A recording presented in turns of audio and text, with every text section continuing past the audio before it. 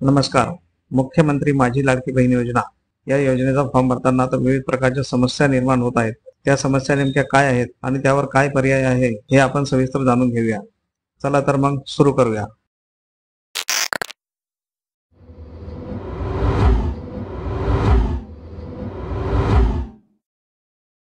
अगोदर मुख्यमंत्री माझी लाडकी बहीण योजनेचा फॉर्म भरताना त्या वेबसाईटवर गेल्यानंतर प्रोफाईल तयार करण्यासाठी त्या व्यक्तीचे संपूर्ण नाव, गाव, पत्ता ही सर्व माहिती भरल्यानंतर ज्या वेळेस आपल्याला हा फॉर्म भरणारी व्यक्ती कोण आहे हे निवडावे लागत असायचे, तेव्हा त्यात अंगणवाडी सेविका, समूह संसाधन व्यक्ती, ग्रामसेवक, वार्ड अधिकारी, सेतू, आशा सेविका, महानगरपालिका बालवाडी सेविका, आपले सरकार सेवा केंद्र, सिटी मिशन मॅनेजर, मदत कक्ष प्रमुख, मुख्य सेविका, त्यासोबतच त्यामध्ये सामान्य महिला हा पर्याय सुद्धा होता.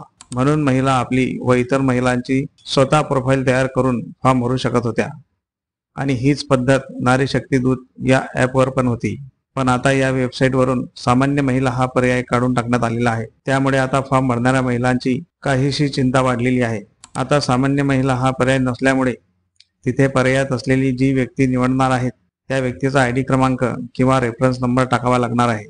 मुख्यमंत्री माझी लाडकी बहीण योजनेचा फॉर्म खूप महिलांनी भरलेला आहे आणि अजूनही खूप महिलांचा हा फॉर्म भरायचा बाकी आहे. अशातच त्या महिलांना आता एकतर सेतू कार्यालयात जाऊन फॉर्म भरावा लागणार आहे किंवा अंगणवाडी सेविका, आशा सेविका, ग्रामसेवक तसे इतर जे अधिकारी त्या लिस्टमध्ये असलेले त्यांच्या कार्यालयामध्ये जाऊनच हा फॉर्म भरावा लागणार आहे. दुसरा कोणताही पर्याय आता राहिलेला नाही. त्यात मोठी अडचण अशी आहे की ती वेबसाईटच नीट चालत नाहीये. जर वेबसाईटच नीट चालणार नाही तर फॉर्म भरायचाच कसा, ही अडचण तर आहेच. आणि आता जर तुम्ही वेळेपूर्वी हा फॉर्म नीट भरून घेतला तरच 15 ऑगस्ट पूर्वी तुमच्या खात्यात पैसे जमा होणार आहेत. आशा करूया की सामान्य महिला हा पर्याय परत देण्यात येईल आणि ही समस्या लवकरात लवकर सोडवण्यात येईल, जेणेकरून फॉर्म भरताना महिलांना कोणत्याही प्रकारची अडचण येणार नाही. सामान्य महिला हा पर्याय परत यायला पाहिजे असं किती जणांना वाटते, कमेंट करून नक्की सांगा. व्हिडिओमधली माहिती तुम्हाला महत्त्वपूर्ण वाटली असेल तरच व्हिडिओला लाईक करा आणि असेच माहितीपूर्ण व्हिडिओ पाहण्यासाठी आमच्या चॅनलला आवर्जून सबस्क्राईब करून ठेवा, जेणेकरून तुम्हाला नवनवीन माहिती सर्वात अगोदर मिळू शकेल. चला तर मग भेटूया अशाच महत्त्वपूर्ण माहितीसोबत. तोपर्यंत जय हिंद, जय महाराष्ट्र.